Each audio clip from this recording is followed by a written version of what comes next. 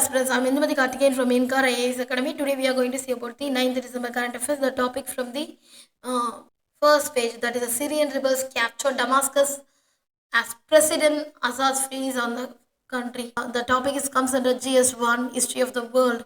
So first of all, we must know about the Syrian was the city of Damascus free from the tyrant that Bashir al-Assad, a rebel leader, said on the WhatsApp to be displaced people around the world. Free Syria awaits you. The Assad family, this catalyst long reign in Syria came to an abrupt and also Sunday. The rebel forces captured Damascus after a stunning lightning and also strike route across the country.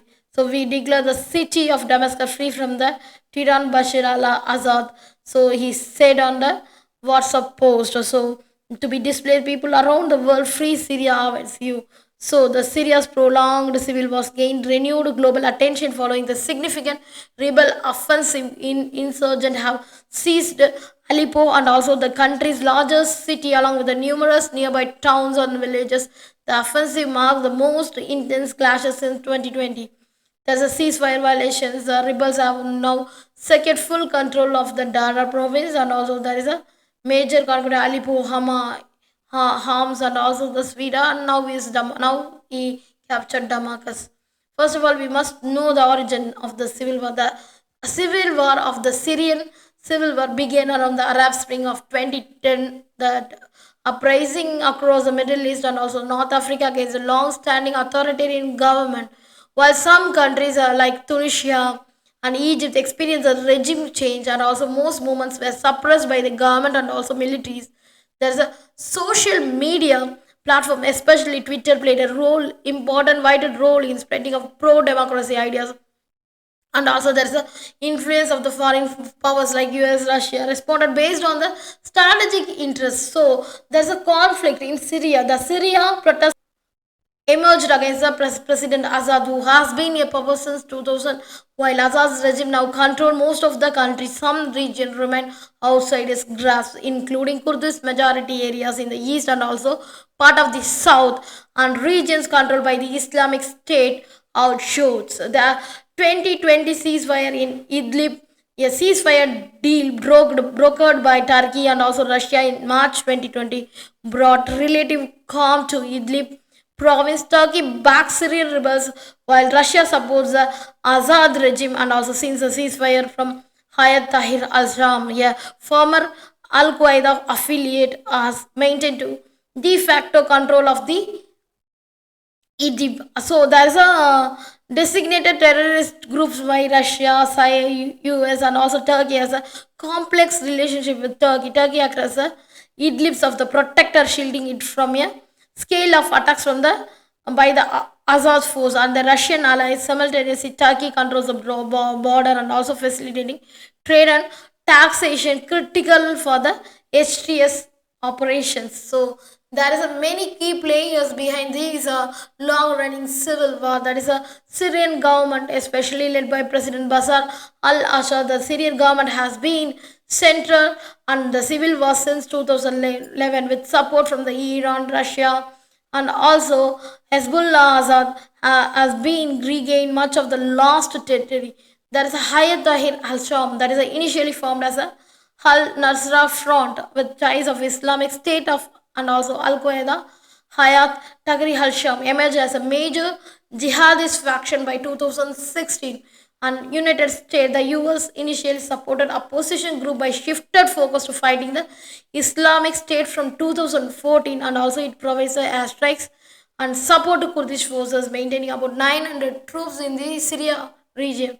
Turkey, this is also conducted military intervention mainly against the Kurdish-led forces and now control part of Syria's northern border. Russia, a key ally of Assad, Russia has supported the regime of the troops, airstrikes, and also military presence at air and also naval bases in the Syria.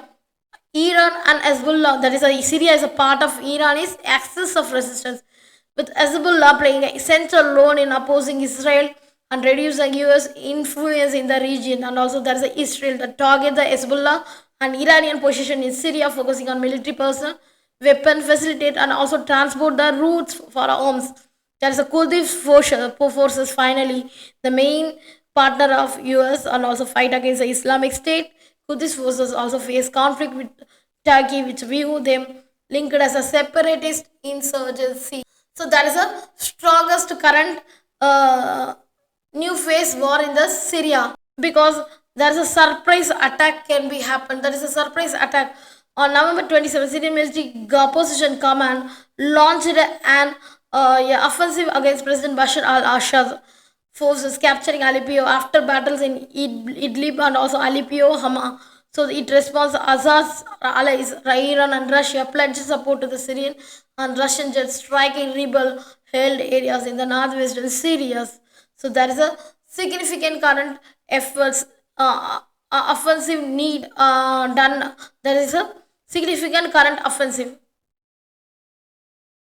There is a significant current offensive that is the strongest rebel effort in years. The latest offensive Syrian rebels represent the most significant action in recent years. However, Assad's regime has experiencing quelling similar rebels as soon as Aleppo in 2016 with Russian air support and also strategy being repealed now. That is a regime vulnerability is the attack underscores Assad's vulnerability with the key allies with the Iran and Hezbollah. Preoccupied elsewhere, Israel supported by the US has been achieved combating Hezbollah in the Lebanon due to his support and also Hamas. Meanwhile, the Russia remains embroiled with the war and since Ukraine 2022. There is a persistent regional instability. There is a despite of provisional ceasefire between the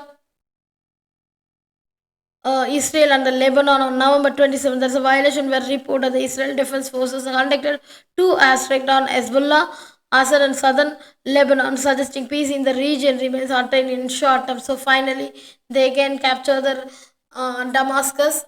So and also there is a Assad flees from the country. Thank you so much.